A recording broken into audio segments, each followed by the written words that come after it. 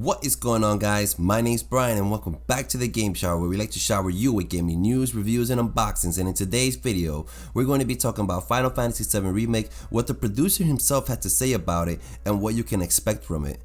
If you're new here, don't forget to subscribe to the channel, click on the bell to get notifications when I upload, and let's get on with the video.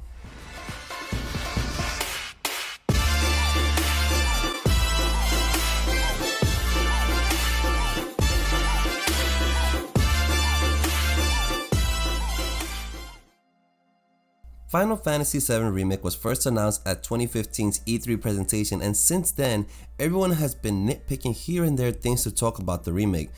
Things have been speculated when it comes to how many episodes can be expected, what will the game be rated, character design, and now who better to talk about the game than the producer of Final Fantasy Remake himself, Yoshinori Kitase. Yoshinori Kitase spoke up in the form of blog posts on Square Enix website in regards to new information on Final Fantasy VII Remake. The post was written to clarify some information given to us from their 2019 E3 presentation. Instead of reading the whole thing word for word, I'll try to summarize it for you guys and give you major key points. If you would like to read the whole article, I'll leave the link in the description box below. Yoshinori Kitase mentions that the remake is a complete rebuild of the game and it's built to fit a more modern era of gaming. It is a game that goes much deeper this time around into each character, and the depth being added is causing the game to be so long that the first part is going to be on 2 Blu-ray discs. The first part will be set in Midgard, and they plan on making each game feel like a standalone Final Fantasy game. From research on how long to beat other Final Fantasy games, it came out to an average of 40 to 50 hours, and that's if you're not a completionist. For completionists, the number almost doubles, sometimes even triples in length. He then continues by mentioning that the first game is near its completion and has given them the layout for the content that they can expect to have in the second part, or episodes as it has come to be known. He also mentions that they have an idea of when the next game will be set to release, but rather focus on perfecting the first episode. Due to the fact that they have already worked on the first part, the second part should be a lot easier for the team to develop. Yoshinori Kitase further mentioned that he and his team wanted to create a deeper story experience for the game and don't want the game to be a simple remake or remastered version of the story.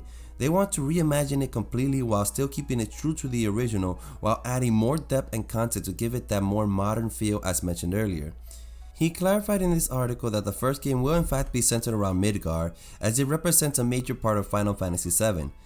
Even though Midgard is dark, they made sure that they added the right colors and lighting to make each area look as amazing as possible. Because the original was so limited as to what they were capable of doing for the game, there were so much elements they couldn't add. For the remake, Yoshinori Kitase and his team are now able to use close-up, voice acting, motion capture, and cameras outside cutscenes to help tell each character's story and help the players connect to each character more than ever before.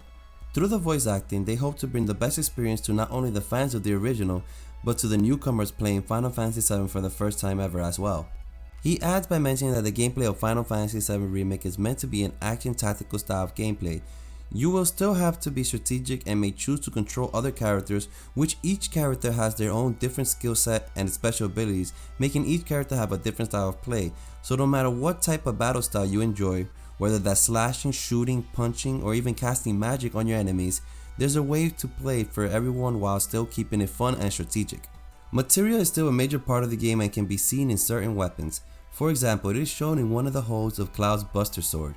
Using material will alter the playstyle and ability that the character has. He then ends this blog post by stating that he hopes we enjoy what we saw at E3 and can expect more information to come as we get closer to the release date of the game, which is March 3rd, 2020. For now. With that amazing ending, it only gets me excited because it means we are due for more trailers before the release of the remake. I just hope that they don't show too much in the trailers because I do want to get to experience some parts of the game for the first time in the remake without having to say, oh, this is the part from that trailer that they showed at such and such event. But what do you guys think? Are you guys excited about the new Final Fantasy VII Remake? Let me know in the comment section down below. Also, if you enjoyed this video, please don't forget to hit that like button, and if you haven't already, subscribe to the channel to become a gaming cloud today so that together we can shower everyone with gaming news, reviews, and unboxings. This has been the Game Shower, where we just shower you with Final Fantasy VII Remake news. Keep being awesome, guys.